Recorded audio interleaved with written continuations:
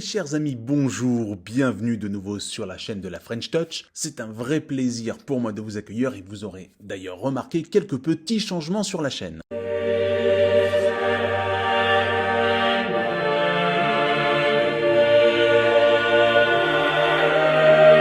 Alors voici les news croustillantes du jour concernant le jeu Marvel's Wolverine avec le personnage de Jean Grey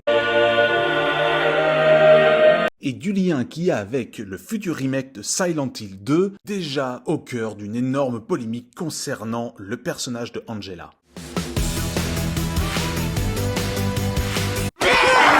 Alors mes chers amis, mettons les pieds dans le plat direct. Des images absolument mais dégueulasses sont sorties concernant le personnage de Jean Grey.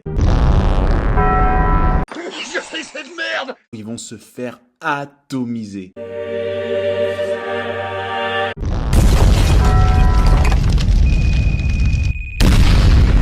Voilà, pour avoir vu quasiment tous les X-Men au cinéma depuis 2001, je peux vous dire que à chaque fois qu'on ressortait de la séance, on était hyper enjoué, hyper heureux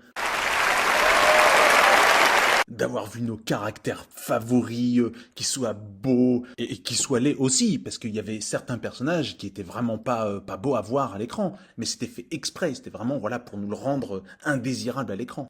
Oui, oui, baguette. Et puis, soyons honnêtes, chers amis, les caractères comme Storm et Jean Grey,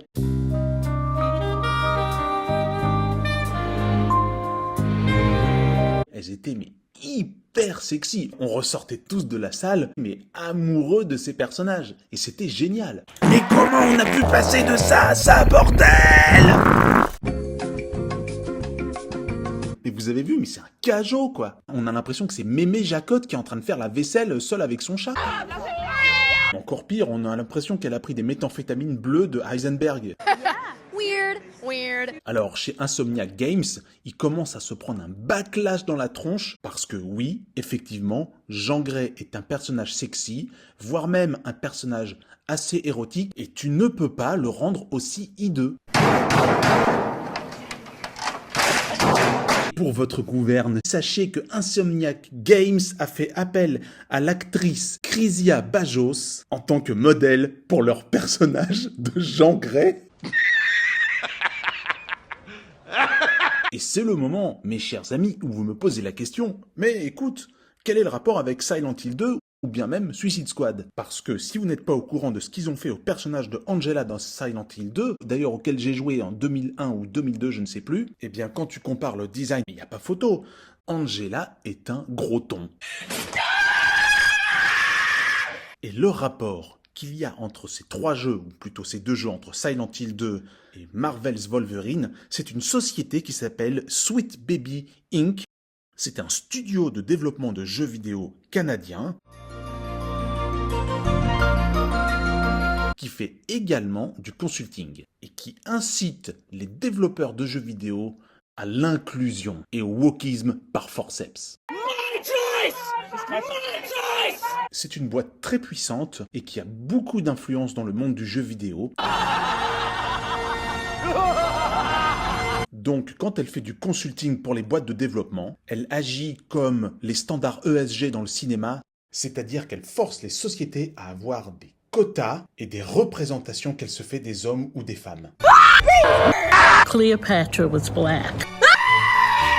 Cette société dégueulasse nous propose donc de la narration déconstructive, c'est-à-dire de la cancel culture systématique et de désacraliser les personnages emblématiques.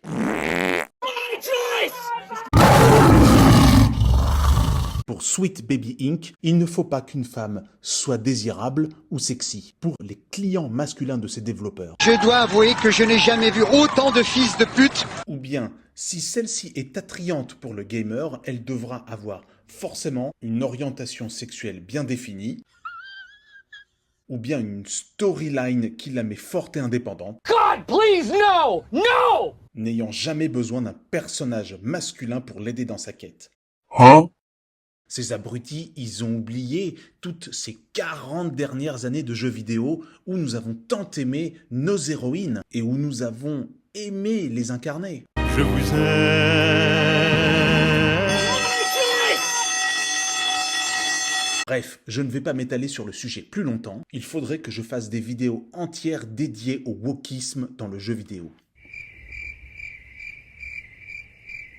Et bien sûr, je ne peux vous quitter sans vous transmettre un petit peu de beauté et d'espérance dans ce monde de bruit, avec une vraie sacralisation des personnages que nous adorons tant. Et je vous propose donc de vous joindre à moi lors d'une dernière communion à notre saint à tous, Saint Jean Grey, la magnifique.